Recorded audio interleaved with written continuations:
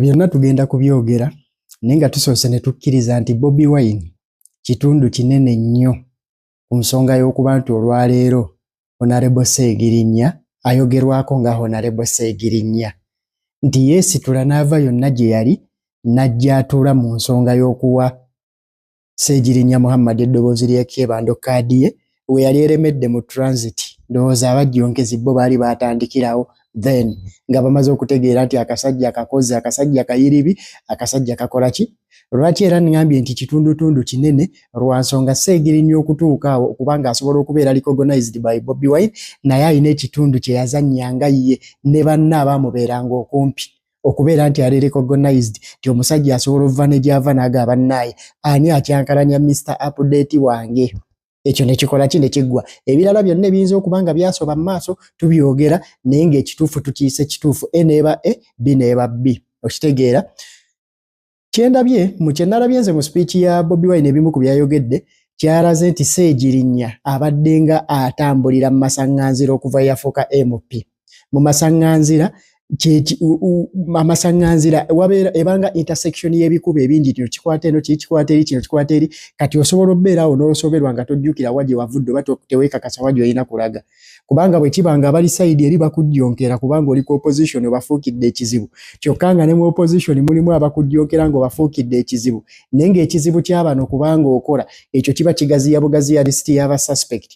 Ekintu kye nandiyagadde okusaba bwe tubanga family teyatuwadde consent eyogera ku bulwadde bwa Ssegirinnya tugireke tuleme okuspeculating ebyaffe kubanga ku kitini kye mmanyiiko family y'omuntu yeeba emanyi ku bulwadde bwe ng'era yeesobola okudisclosing ekyo igwe okera ku makya n'osalawo ekiri fine eteekeddwa kubanga ekuwadde lukusa kati family bweba teyatuwadde lukusa tuleme kudetermininga kubanga olwaleero bw'okeera ku makya n'osalawo n'ogamba nti Ssegirinnya yalungibwa kanwo kawulire oli agenda kukubuuza ani kuba olunaku lw'eggulo Bobi Wine yatulaze nti motive esukka ku bali mu buyinza bokka n'etuuka ne ku batali mu buyinza.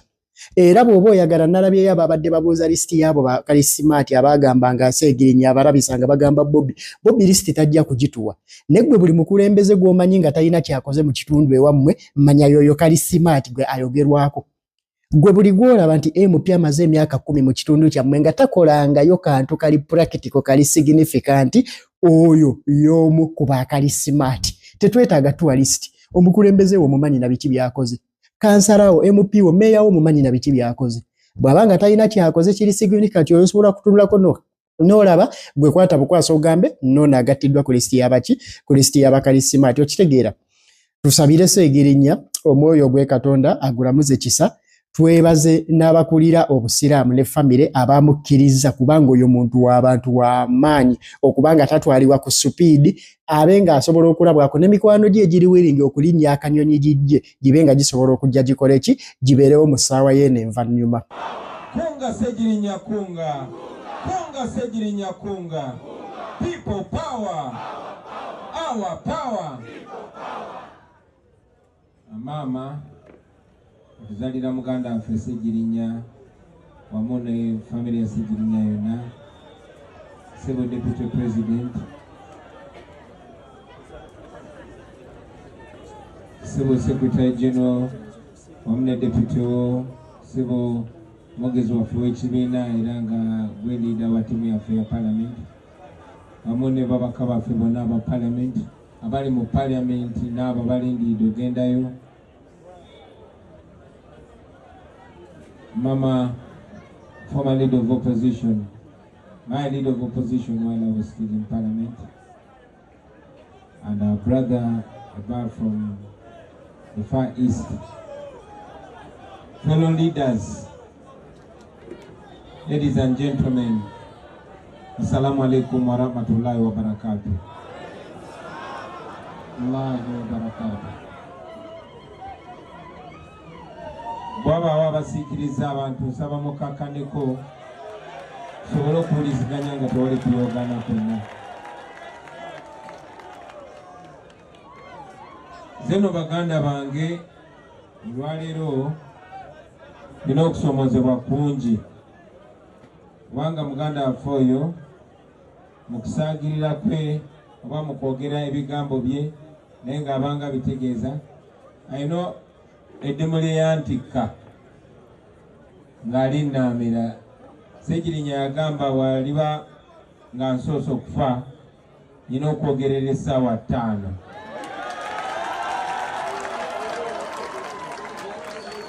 nga tumuziika. Nakwogerera eddakiika 2 n'ekitundu, kitegeeza mbuzaayo essaawa 4 n'eddakiika 58 n'ekitundu.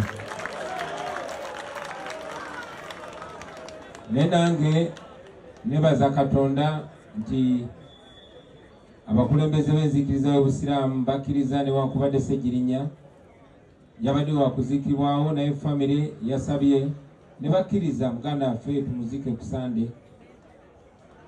Kitegeeza nti olwaleero nja kwogerera essaawa 1, n'enkya essaawa 1, ne ku Lwomukaaga essaawa 1, ne ku Sande essaawa 1. Sseggirinya aba akyabangi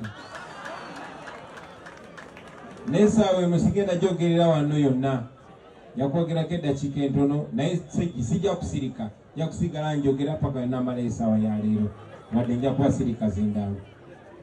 Oyo Sseggirinya waffe, tufiiriddwa muganda waffe abadde ayisangawo ensonga ye n'etegerekeka mu mukwano, mu kusaaga n'engali sirias.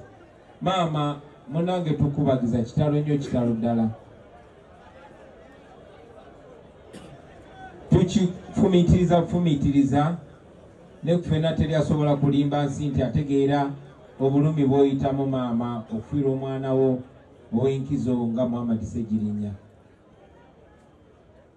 Mu buwangwa bwaffe wano obulumi obwo tufumiitiriza nti omukyala afiiriddwa omwami we, ekyo tukiteebereza era twamuteekerawo n'erinnya obeera Namwandu.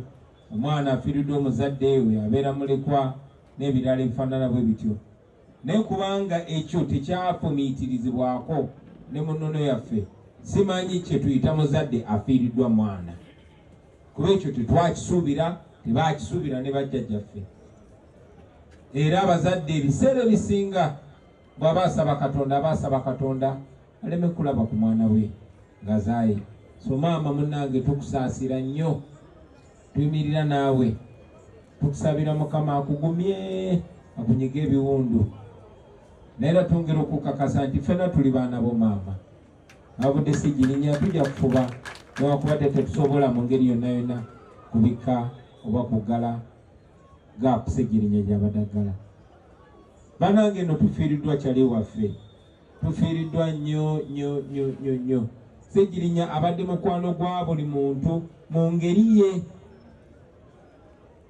mu ngeri ye, nga ne bw'oba onyiize naye saawa zino tesobola kuwera saawa nnamba nga temuddinganye na Sseggirinya. Yo Sseggirinya waffe. Sseggirinya abadde example y'omuntu nga ffe abavudde mu ghetto ne yeeyimusa yekka n'okusoomozebwa kwonna okw'enjawulo ng'oluzungu lwe alukuba ebiraka naye n'alwogera ne luyitawo. Ffenna tumulabye olugero lwe ng'ayimuka bw'ati, naye nga buli waayimuka alina ekifaananyi ky'ayimuka nakyo, nga si muntu mwerazi. Sseggirinya ye example y'okumalayo. Kuba omuntu we yatandikira kuba obukubi essimu ku radio, bamwesize bamuwadde obwa kansala, arises through the ranks, n'atuuka n'afuuka member wa parliament. Example from zero to hero. Sseggirinya Zinyanzi yamundeetera